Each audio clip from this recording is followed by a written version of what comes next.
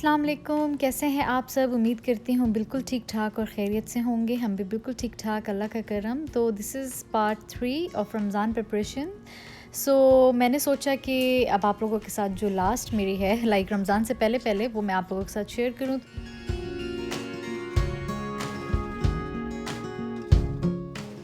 तो सबसे पहले मैं काटूँगी यहाँ पे पालक। आप अपने हिसाब से जितनी मर्ज़ी ले लें। मैंने 2 गड्डी ली थी और इसको मैं फ़्रेश ही लेकर आई थी। तो वैसे यहाँ पे फ्रोज़न भी मिलती है, लेकिन मैं हमेशा से फ़्रेश लेकर आती हूँ और उसको काट के ख़ुद से फ्रीज़ करके रख देती हूँ। और जब भी मुझे ज़रूरत होती है पकौड़ों के लिए या किसी भी चीज़ के लिए, तो इसी तरह निकाल के जितना आपको ज़रूरत होता है आप यूज़ कर लेते हैं। और मैं हमेशा से लाइक जितनी भी मैं ग्रॉसरी कर आती हूँ, लाइक हर 15 डेज़ बाद मैं जाती हूँ ग्रॉसरी करने के लिए। तो ये तीनों चीज़ें जो है ना, पालक, धनिया और पुदीना, इन तीनों चीज़ों को मैं ला के धो के पहले लाइक ड्राई कर लेती हूँ और फिर उसके बाद काट के फ्रीज़ कर लेती हूँ। इससे उनका कलर भी नहीं चेंज होता, पत्ते बिल्कुल फ्रेश रहते हैं और आप जब हांडी में यूज़ करते हो तो बड़ा अच्छा रहता है। तो सेम पालक को काटने के बाद ज़िप-लॉक बैग में मैंने उसको बंद कर दिया। अब बारी आती है पुदीने की। उसको भी मैं इसी तरह ही पहले से मैंने इन सारी चीज़ों को धो लिया था, तो अभी सिर्फ़ काट के मैं रख रही हूँ। तो मैंने सोचा कि आप लोगों के साथ शेयर करूं कि किस तरह ये चीज़ें आप लोगों के लिए भी बहुत सारी हेल्पफुल हो सकती हैं।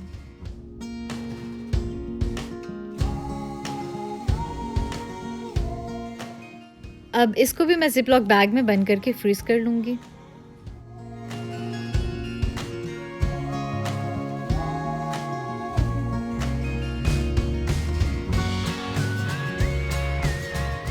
अब बारी आती है धनिये की। इसको भी ऐसे ही काट के मैं ज़िप-लॉक बैग में डाल दूँगी। और आप लोगों ने हमेशा से मेरी रेसिपीज़ में देखा होगा कि मैंने बहुत ही कम, लाइक मुझे लगता है 1-2 रेसिपीज़ में शायद मैंने फ्रेश सिलेंट्रो डाला हो। तो क्यों, उसकी मेन वजह यही है कि मैं जब भी ग्रॉसरी कर आती हूँ उसको मैं काट के फ्रीज़र में रख देती हूँ। तो इसीलिए मेरी हर रेसिपी में ये ऐसी ही होती हैं। बारी आती है होममेड देसी घी की, जो कि मेरे ससुर ने मुझे सिखाई थी कि वो यहाँ पे ऐसे ही अपने लिए घर में देसी घी बनाते होते थे, क्योंकि यहाँ पे तो आप लोगों को पता है इतनी देसी चीज़ें मिलती नहीं है कि आप मक्खन ला रहे हैं या देसी अंडे ब्ला ब्ला जो भी है। तो उन्होंने मुझे ये बताया कि हम ऐसे देसी घी बनाते हैं घर में, तो उसके बाद से मैं ऐसे ही बनाती हूँ। तो I really thought to share this recipe with you guys, maybe someone like it and try it. So अब हम लोगों ने बटर डाल दिया। बटर जी 2-2 पाउंड का एक पीस था, मतलब ऑल टुगेदर 4 पाउंड्स। तो इसको अब मैंने बड़े से पॉट में डाल के इसको मेल्ट कर दिया, जैसे कि आप देख सकते हैं। और कुछ भी नहीं है, बस सिर्फ और सिर्फ फ़िलहाल हमने इसको मेल्ट करना और वेट करना है।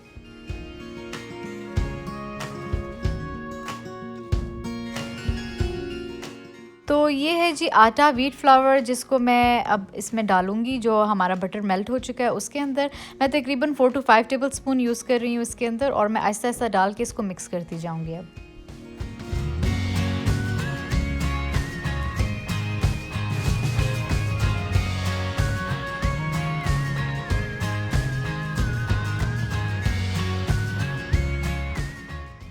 तो ये देखिए जी, अब मोटी सी झाग बनना शुरू हो गई है। फ़िलहाल हम अब इसको हिलाते रहेंगे तो हल्का-हल्का सा, और ये झाग आहिस्ता-आहिस्ता और थिक होना शुरू हो जाएगी।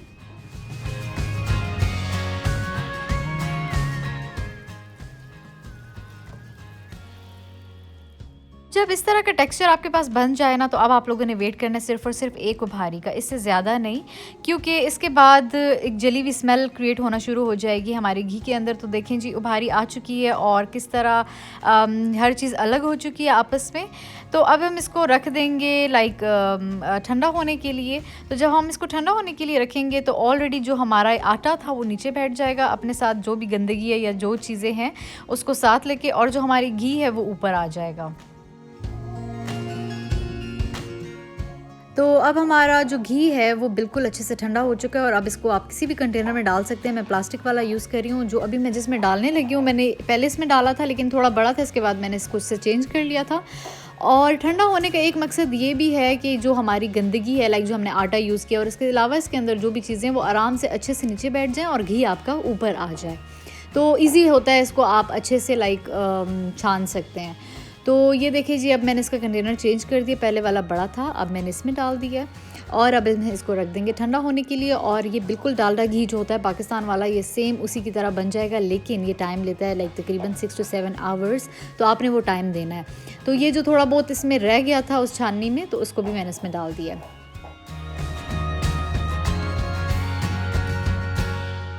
अब बारी आती है जी ग्रीन चटनी की, जिसकी इंग्रेडिएंट्स आप कम और ज़्यादा कर सकते हैं। तो मैंने जो चीज़ें ली हैं वो है 3 अदद टमाटर, 2 गड्डी मैंने धनिए की ली, 2 गड्डी मैंने पुदीने की ली और बहुत सारी ढेर सारी लाइक हरी मिर्ची ली। I don't know, I didn't count the number, but बहुत सारी ले ली मैंने, जो आप देख सकते हैं।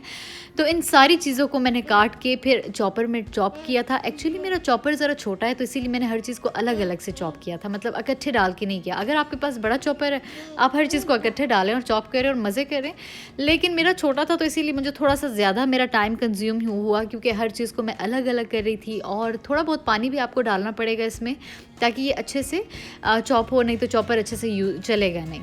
तो इन सारी चीज़ों को मैं चॉप करके इकट्ठे मिक्स करूँगी एंड पे, वो आप एंड रिज़ल्ट देखेंगे फिर। मैंने कोई मसाला, कोई नमक, कुछ भी ऐड नहीं किया। अक्सर लोग ज़ीरा डाल देते हैं, नमक वगैरह, लेकिन मैं बिल्कुल भी प्रेफर नहीं करती, क्योंकि जब हम लोगों ने बनाना होता है ना उस टाइम पे चटनी, तो अकॉर्डिंगली आप अपने हिसाब से नमक भी डाल सकते हैं, ज़ीरा भी डाल सकते हैं। तो अब ये देखें, सारी चीज़ों को मैंने अलग अलग चॉप करके अब इकट्ठा एक कंटेनर में डाल दिया और इनको अच्छे से मिक्स कर रही हूँ, ताकि सारी चीज़ें ऑल टुगेदर हो जाएँ। और अब हम ये जो आइस क्यूब कंटेनर है, इसमें मैं डाल दूँगी इन सारों को और इनको हम फ्रीज़ कर लेंगे। और जब ये फ्रीज़ हो जाएंगे तो आप चाहें तो इनको निकाल के एक ज़िपलॉक बैग में भी डाल सकते हैं और इस तरह भी एक एक करके निकाल सकते हैं। तो अब इन सारी चीज़ों को मैं डाल के फ्रीज़ कर लूँगी और ये बन गई जी मेरी ग्रीन चटनी।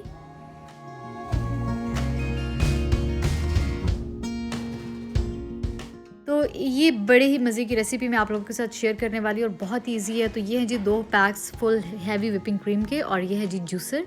तो हैवी व्हिपिंग क्रीम हम जूसर में डाल देंगे और जूसर स्टार्ट कर देंगे। जब आप हैवी व्हिपिंग क्रीम को ओवर व्हिपिंग करते हैं ना, तो वो अजीब सा दानेदार सा कुछ बन जाता है। तो वही वाला टेक्सचर आज हम लोगों को क्रिएट करना है, मतलब इसको ओवर व्हिपिंग करनी है। तो जूसर में तो मैंने 2 पैक्स डाल दिए थे, जो कि मेरी बहुत बड़ी गलती थी, क्योंकि जूसर में जब वो क्रीम बन गया था उसके बाद मेरा जूसर काम नहीं कर रहा था। अगर मैं 1 पैक यूज़ करती फिर तो वो काम करता, तो इसीलिए इसको फिर मुझे ट्रांसफ़र करना पड़ा अपने जो मेरा मिक्सर है उसमें। तो और अच्छा एक बात, जब ये ज़रा थिक हो जाए ना, इसके बाद आप लोगों ने इसमें पानी ऐड करना है। मैंने तकरीबन 2 बॉटल्स ऐड किया है, तो पानी में ही वो अच्छा सा बटर बाहर निकलेगा। तो ये ना हो कि आप लोग पानी ना ऐड कर रहे हैं और उसको मिक्सिंग करते रहे, तो उससे इतना अच्छा बटर नहीं निकलेगा। तो आप लोगों ने पानी लाजमी डालना है। तो अब साथ साथ मैंने पानी डाल रही थी और साथ साथ मैं उसका टेक्सचर देख रही थी, और अब इंसान को फ़ील हो जाता है कि जी अब तो बटर बन गया, क्योंकि हम लोग सबको पता है कि बटर कैसे बनता है या कैसे होता है। कहीं ना कहीं हम लोगों ने बचपन में लस्सी बनते हुए देखी होगी, तो सेम उसी तरह ये भी, जिस तरह लस्सी बन रही होती है और ऊपर आहिस्ता आहिस्ता से बटर बन रहा होता है, तो ये भी बिल्कुल वैसे ही है। तो ये देखें जी, अब बटर बिल्कुल बन चुका है। अब इसको मैं छानने की मदद से छान लूँगी बटर को।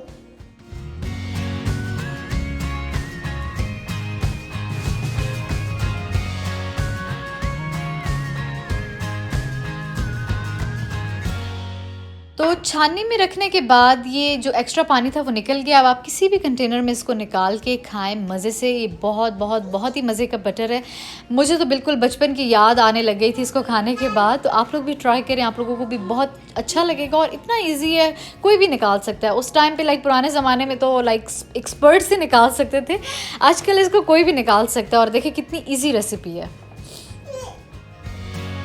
So these were the 4 tips and tricks that I've shared with you guys. I hope you like it. और अगर आप लोगों को पसंद आता है तो please subscribe to my channel, comment down below, let me know and please press the bell icon, ताकि जैसे ही रेसिपी अपलोड हो और आप लोगों तक नोटिफिकेशंस आ जाए। तो जी मुझे दीजिए इजाज़त, मिलेंगे इंशाल्लाह नेक्स्ट टाइम एक और अच्छी सी वीडियो के साथ। रमज़ान मुबारक, अल्लाह हाफ़िज़।